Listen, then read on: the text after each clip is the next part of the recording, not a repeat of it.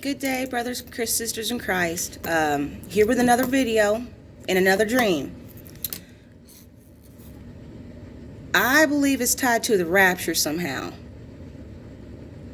And maybe y'all can fill in the blanks wherever you need to fill in the blanks. But I wrote down some Bible verses that kind of serenaded with this dream that I had. So it took place in like a yard or something. We were doing some yard work. And right across the way from us, there's a church building.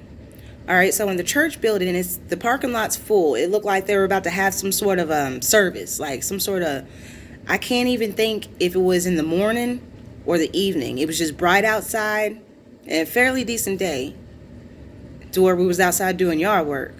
So maybe it was some sort of meeting. Anyway, we had a church across the way. There's a parking lot full of people in their cars still. But then on the outside of it, we kept hearing screaming from people off the property and kind of trickling onto the property. If these people weren't so savage, these people were ugly people. Like I don't know if they had a dispute with somebody in the church building or they didn't like somebody who was in the church building, but they were taking it out on the church building itself. They were throwing stuff. They were cursing in my dream. There was a few little picket signs. It's almost like they were holding a protest outside the church over something that somebody did inside the church. And I just remember it was really savage scene. And it was so scary to where it had the people on the church property shook up so much that they didn't want to go outside the church. They didn't want to go outside their car to go to the church. It was just too much going on. So we keep, we're watching. I'm mesmerized at this point. I want to know what's going on. So they start throwing stuff at the church. They're cursing at the church. And it's just like, I was disgusted in a way because it's like no matter how bad you feel about somebody inside that church building, you should never get to the point in your own ignorance that you would disgrace a church building or the members that use that church for their sanctuary by your behavior. So I was disgusted. My friend was curious. So we walk over there, we're trying to figure out what's going on. And out of the peripheral, we heard screeching. It was a car screeching, and it looked like it was flying into the parking lot, and it kind of ran over a curb. And so caught our attention. She ran over, then I kind of ran up after her. And we walked up to the car and we saw that there was a passenger, but there wasn't a driver. Now, after this had happened, the people that were protesting, they kind of stopped. I don't know why. I don't know if that's what it took to stop them, but they kind of stopped. You didn't hear them as much. But then the people in the parking lot in their cars, they were reacting. All of a sudden, chaos broke out for them too. So we start looking around, and I'm noticing these carloads of people that had so many people in them. They were kind of, how would you say this? It was kind of scarce. It wasn't as many. It was like trickled out. There wasn't as many people in the cars that originally had in the cars. And so they started freaking out, and I kept hearing kids scream. I kept hearing people scream. And all of a sudden, the chaos broke out just in the parking lot of this church. And then I woke up. I think that was a rapture dream for the simple fact that the car swerved in, and it's like they had a passenger but no driver. And there was chaos outside the church in the very beginning of my dream. Like chaos. If ignorance had a look, that's what it looked like. Chaos. People throwing stuff at the church building, cursing at the church building, and on a service day. And I don't claim to be the best Christian in the world, but something like that would disgust me. You can't, how low of a person do you have to be to disgrace the nature of a church because of who's inside of it? But it was one of them dreams that horrified me, but kind of made me think at the same time, because when I woke up, I was just sitting there thinking on it. So I pulled up some scripture. Romans chapter 1, verse 26-31. For this cause God gave them up to their vile afflictions, for even their women did not change their nature used into that which is against nature. And likewise also the men, leaving the natural use of a woman, burn in their own lust one towards one another, men with men working which is unseemingly, and receiving in themselves, that is, recompense of their error which was meet. And even as they didn't like to retain God in their knowledge, God gave them over to reprobate mind. Now, when I read that part, I was thinking about the state of ignorance. It was something about looking at the crowd of people, throwing stuff at the building, cursing at the building, just being nasty, disgraceful. That reprobate mind. It's like they were doing it and they didn't care how bad they looked. And it's just because there was more than just the one person doing it. It was almost like there's this seed of pride. Like they were doing something that was right all of a sudden by tearing down a church. Back to it. We're in verse 28. To do those things which are not convenient, being filled with all unrighteousness, fornication, wickedness, covetousness, maliciousness, full of envy, murder, debate, deceit, malignity, which is a malicious behavior, whisperers, backbiters, haters of God, despiteful, proud, boasters, inventors of evil things. There they go, throwing stuff at the church. Disobedient to parents. I looked into the crowd. I didn't see teenagers. I saw grown men and women doing this. I saw adults doing this. And then I saw kids in the car terrified. And these people who were sitting there disgracing the church had no care. Verse 31. Without understanding, covenant breakers, without natural affliction, implacable, unmerciful, knowing the judgment of God, that they which commit such things are worthy of death, not only to do the same, but have pleasure in them that do them. And yeah, that verse right there, I had to read that because I was raised on the Bible like that, so I knew it was in the Bible somewhere. I just had to look it up. But that's basically what I was seeing. People didn't care. They didn't care. Just their acts itself was disgusting. They didn't care if they were hurting children. They didn't care if they were killing people's faith. All they knew is they didn't like somebody in that church. So they felt like they're going to do themselves justice and dishonor whoever was in that church. But really, they dishonored themselves. You dishonored yourself in the eyes of God. You took that nasty behavior to a building. Like, I was straight disgusted. They were like a bunch of savages. Like monkeys throwing their own poop at each other. They were savages in this dream. I don't know how to put it. Like, just wicked people. But that verse kind of rang because I just couldn't get over like the fear in people's eyes. I couldn't get over that. And then Matthew 24, 43 and 44 is another one that rang.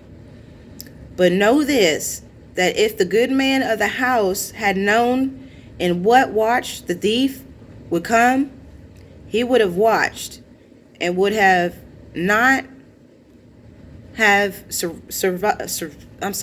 suffered his house to be broken up.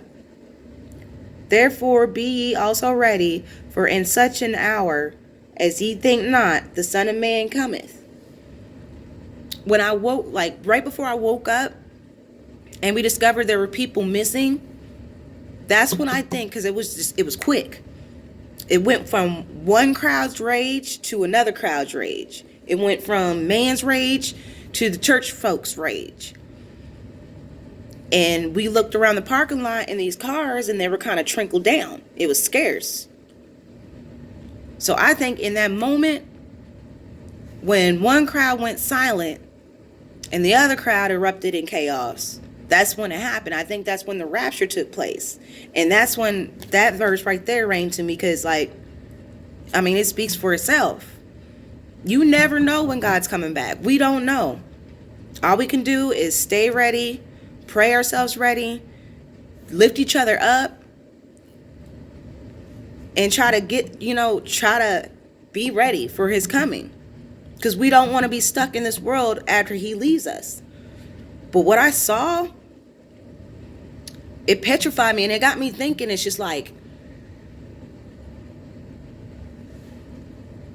too many people are so consumed in this world to where being left behind is going to be a shock for them. Because this is what we call regular behavior. It's nothing for people to curse each other. It's nothing for backbiters to talk about people. It's nothing for you to sit there and rumor and gossip. Back where I live, it's nothing for them to be laying around with each other. Disgusting. They'll do it out in open public, just like no one's watching. And it's like, they did this right before a meeting for a church, right in front of the church. The rapture took place. They went quiet, and the church folks started chaosing because some of them were left behind. So I like to see the ones that left behind. It's almost like I pictured people losing their faith based on the chaos that disrupted from the people who didn't care for church. They just knew that they didn't like someone in church. Therefore, they disgraced the church building itself and some of the people in it. I bring this dream up because this is the second rapture dream I've had over the course of about 3 weeks. And I don't really have rapture dreams. But I feel like it needs to be my part to share them. Because if it helps anybody get ready, or maybe they have a matching dream. I see a lot of dreams on this thing right here where it matches some of the dreams I've had. And it keeps me strong in my faith. So I kind of want to do that to somebody else. I want to keep people strong in their faith, trying to keep you on that ready path, because it could be any day, and a day that we know not. In my dream, it took place while they were throwing stuff at the church building and called it a regular day, and had pride in themselves by throwing stuff at the church building and cursing at the church building because they didn't like a member or somebody who went in it. And then Jesus came back, and then sadness broke over the parking lot for the people who were left behind. These are people who are afraid to go to church based on what the chaos was going on outside of the church. And I feel like I had to share that dream. I feel like it means so much.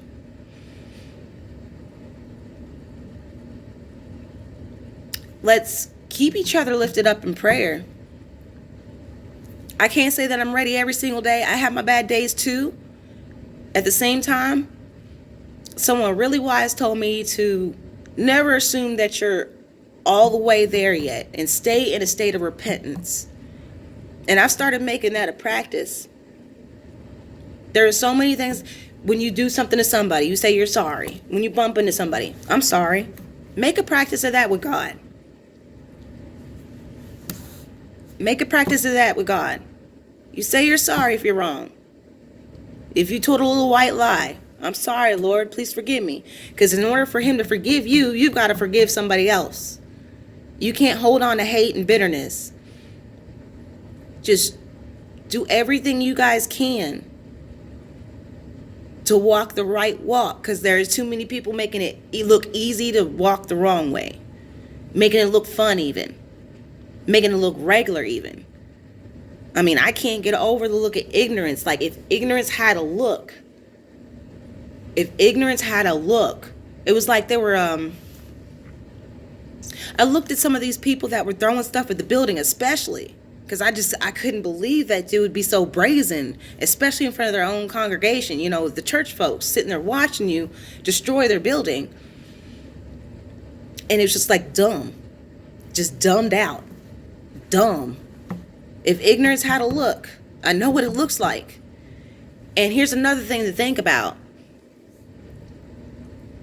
If the rapture were to take place in a time that we know not, and you're left here with that dumb, it's going to be a dangerous world for you. They had no compassion over good people. Why would they have compassion over you? Like, I really want people to be serious about their walk with Christ. I really do feel, and I be watching videos all the time, I really do feel like he's coming back very soon.